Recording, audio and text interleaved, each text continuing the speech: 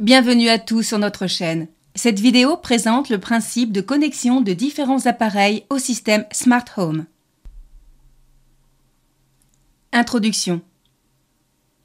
Dans les maisons dépourvues de systèmes automatisés, l'éclairage est généralement relié à un interrupteur mural qui, lorsqu'il est actionné, complète le circuit et allume les lumières. Pour mettre en œuvre le concept de maison intelligente, l'interrupteur est déplacé vers le tableau électrique où il est remplacé par un relais à commande électronique. Un microcontrôleur peut alors activer le relais qui ferme le circuit et allume les lumières. L'interrupteur mural est connecté au contrôleur et lorsqu'il reçoit un signal, le contrôleur envoie une commande au relais qui ferme le circuit et allume les lumières, ce qui vous permet de contrôler l'éclairage d'une manière familière. Les capteurs de lumière et de mouvement sont également connectés au contrôleur, ce qui permet d'automatiser l'éclairage en fonction de leur relevé. Le système décide d'allumer ou d'éteindre les lumières en fonction des données fournies par les capteurs. Le contrôleur est connecté à Internet, ce qui permet à l'application d'avoir un accès autorisé au système, de visualiser les relevés des capteurs et de contrôler les actionneurs. Les modules disposent de relais universels et de canaux d'entrée auxquels divers dispositifs peuvent être connectés. La connexion de dispositifs peut nécessiter l'utilisation de plusieurs canaux de relais ou d'entrée. Nous examinerons ensuite le principe de la connexion de différents dispositifs. Éclairage. Pour le raccordement d'un éclairage standard, les relais sont utilisés pour allumer ou éteindre l'éclairage, fermer ou ouvrir le circuit. Plusieurs appareils d'éclairage fonctionnant de manière synchrone peuvent être connectés à un relais. Si l'on utilise un éclairage basse tension avec un bloc d'alimentation, la tension peut être fournie par le relais. Le relais ferme le circuit, fournissant la tension au bloc d'alimentation qui, à son tour, la convertit et la fournit à l'éclairage. Si plusieurs groupes d'éclairage basse tension sont utilisés, un seul bloc d'alimentation de puissance suffisante peut être utilisé. La sortie du bloc d'alimentation est reliée à des canaux de relais par lesquels l'éclairage est connecté. En fermant le circuit, le relais fournit la tension du bloc d'alimentation à l'éclairage.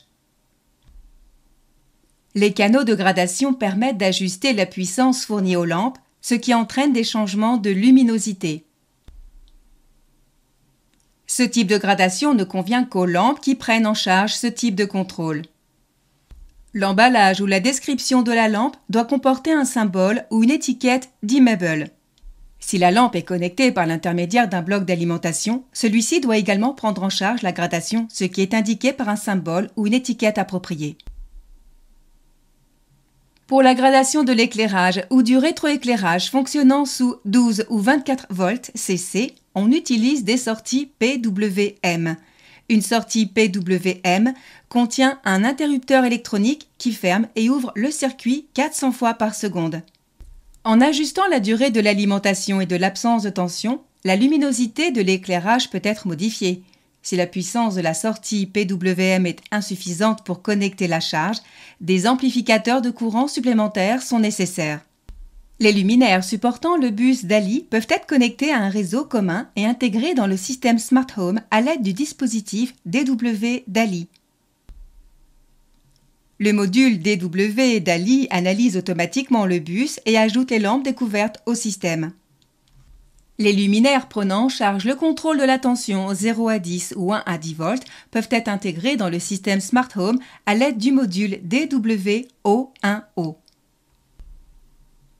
Les ampoules Philips Hue ou IKEA peuvent également être intégrées dans le système en installant un plugin sans nécessité de matériel supplémentaire.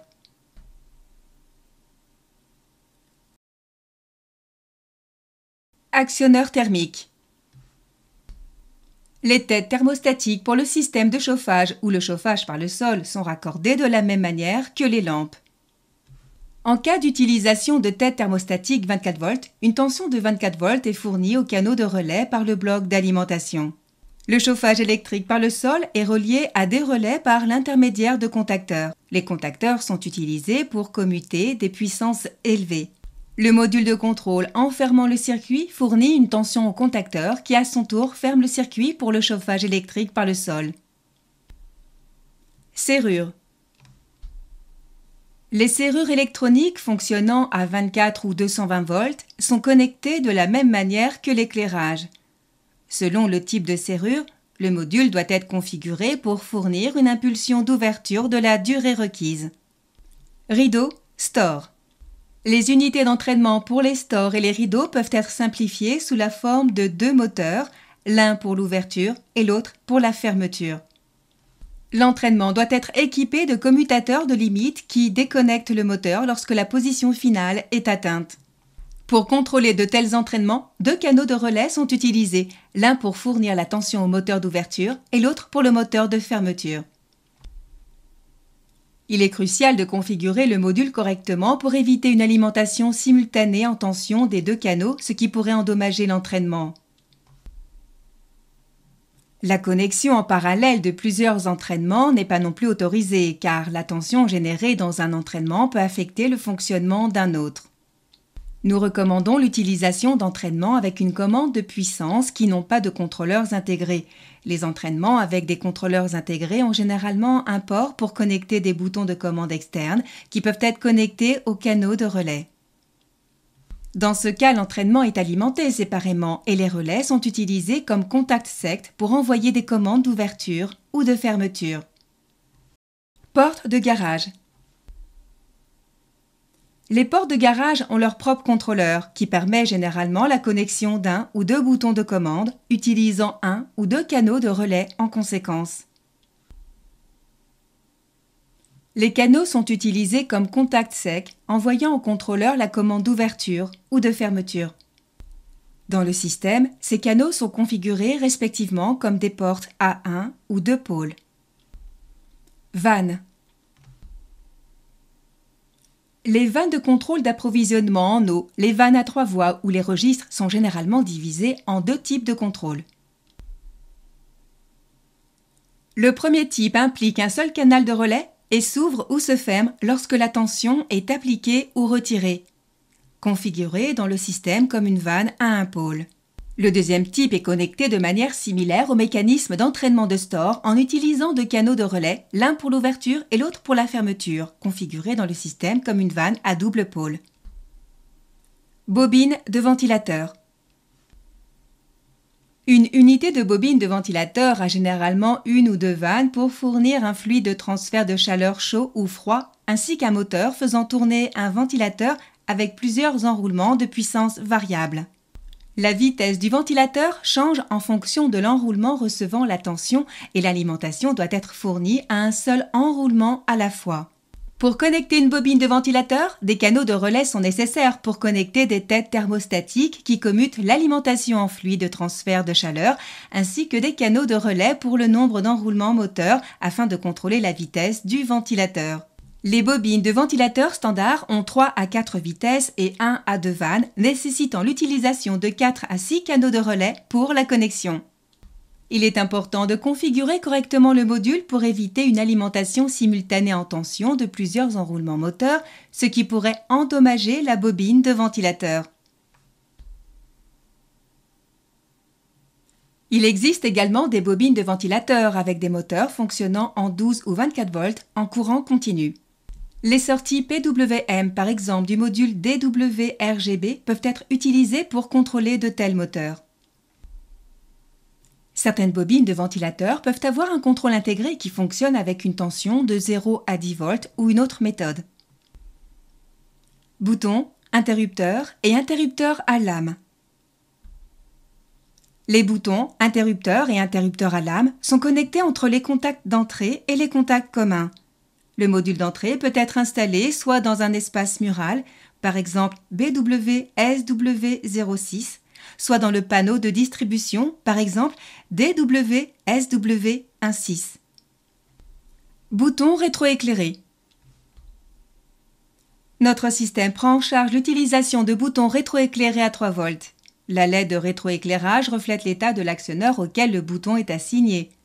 Une LED peut être utilisée pour afficher uniquement l'état de marche ou d'arrêt, ou deux LED de couleurs différentes peuvent être utilisées pour afficher les deux états. Par exemple, lorsque l'actionneur est en marche, le bouton aura un rétroéclairage vert et lorsqu'il est éteint, il sera rouge. Les LED de rétroéclairage sont connectés en parallèle et combinés au contact du bouton, de sorte qu'un bouton rétroéclairé utilise 2 fils pour la connexion et occupe 2 canaux d'entrée. Tous les modules ne permettent pas la connexion de boutons rétroéclairés, voir les descriptions des modules. Dans la plupart des cas, le rétroéclairage intégré des boutons est conçu pour 24 ou 220 volts et doit être modifié pour fonctionner avec notre équipement. Bouton 24 volts. La plupart des fabricants proposent des boutons avec un rétroéclairage de 24 volts et pour l'intégration, le module BW-SW24 peut être utilisé. Jusqu'à 6 boutons et 6 LED de rétroéclairage peuvent être connectés au module. Le rétroéclairage avec anode commune et cathode commune est pris en charge. Intégration KNX. Les boutons et les thermostats fonctionnant selon la norme KNX peuvent être intégrés dans notre système à l'aide du module DEMG+, qui se connecte au bus KNX. Un bloc d'alimentation KNX est également nécessaire pour alimenter le bus KNX. Pour programmer les boutons et les thermostats, une interface KNX, USB ou Ethernet et le programme ETS sont nécessaires. L'équipement doit recevoir des adresses de groupe dans le programme ETS avant d'être ajouté à notre système. Détecteur de fuite. Les capteurs de fuite FWWL, EWWL, WWWL ont une connexion à 3 fils et sont connectés à des modules tels que Metaforsa ou DWWLO2, voir la liste complète des modules pris en charge dans la description du capteur. Le module DWWLO2 permet de configurer les paramètres du capteur tels que la sensibilité et la couleur du rétroéclairage. Détecteur de mouvement discret. Le détecteur de mouvement discret CWMSD possède une connexion à 3 fils et est relié aux entrées discrètes de modules tels que Metaforsa. Voir la liste complète des dispositifs permettant la connexion de détecteurs de mouvement discret dans la description du détecteur CWMSD. Capteur de température. Plusieurs types de capteurs de température peuvent être utilisés pour mesurer la température. Les capteurs de température numérique basés sur le capteur DS18B20 tels que FWTS, FWFT et WWTS. Ils ont une connexion à 2 ou 3 fils et peuvent être directement connectés à des modules muraux tels que BWSWO6 ou à des modules de panneaux de distribution tels que Metaforsa, DW, HC10, etc. Les longueurs de câble maximales autorisées peuvent varier d'un module à l'autre. Les capteurs de température analogiques NTC avec une résistance de 5 à 15 kOhms peuvent être connectés à des modules tels que DWHC10, DWIO. Les modules tels que WWHTL, CWHTMLI2, CWCO2 ont des capteurs de température intégrés et se connectent au bus CAN. Les capteurs BTHT sans fil fonctionnent via le protocole Bluetooth et se connectent au système par l'intermédiaire des modules DEMG+, ou BTCAN. Contrôle infrarouge. La télécommande d'un appareil ménager, tel qu'un téléviseur ou un lecteur de DVD, émet une série de flashs infrarouges lorsque l'on appuie sur un bouton. Ces flashs peuvent être comparés à un code Morse indiquant à l'appareil quel bouton de la télécommande est enfoncé. Notre système peut lire et mémoriser ces commandes grâce au récepteur IR intégré dans les modules DEMG. Sur demande d'un script ou d'un utilisateur, la commande correspondante peut être produite par l'émetteur infrarouge intégré dans les modules tels que CWMLI et CWCO2. L'appareil qui la reçoit l'interprète comme une commande de la télécommande d'origine. Les commandes sont stockées dans le système et le contrôle des appareils peut se faire à partir de l'application sans utiliser les télécommandes traditionnelles. Climatiseur.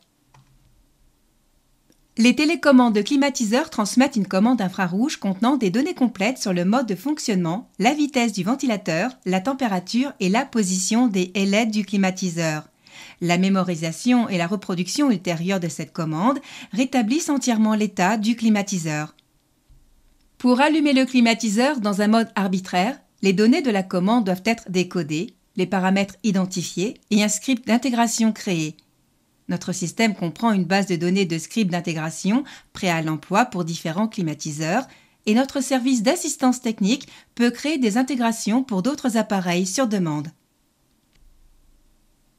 Un module spécialisé BWAC compatible avec la plupart des climatiseurs Daikin et Mitsubishi est disponible dans notre système.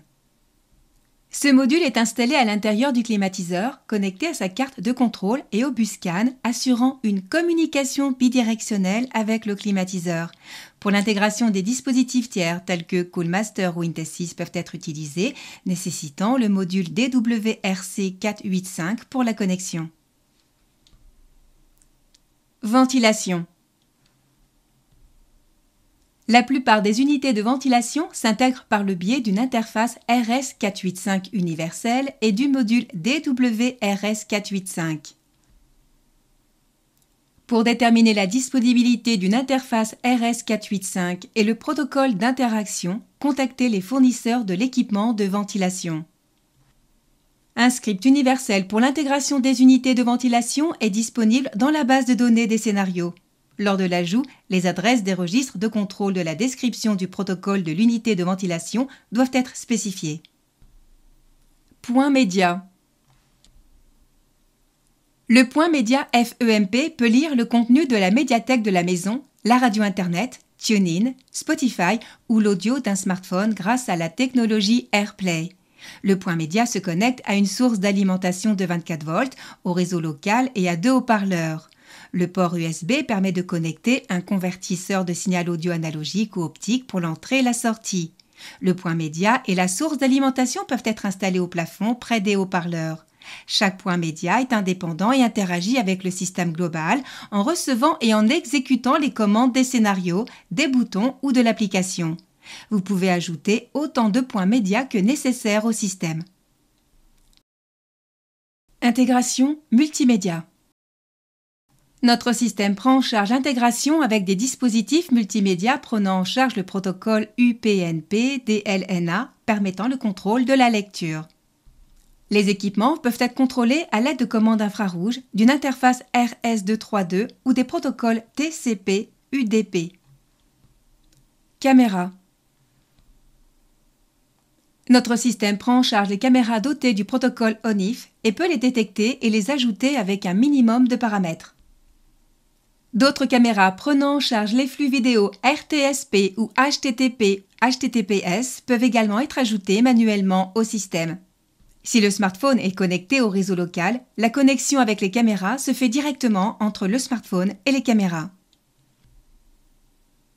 Dans le cas d'une connexion à distance, le flux vidéo est transmis par un canal crypté depuis la caméra jusqu'au smartphone, en passant par l'unité de base et le cloud, sans nécessité d'adresse IP statique ni de transfert de port.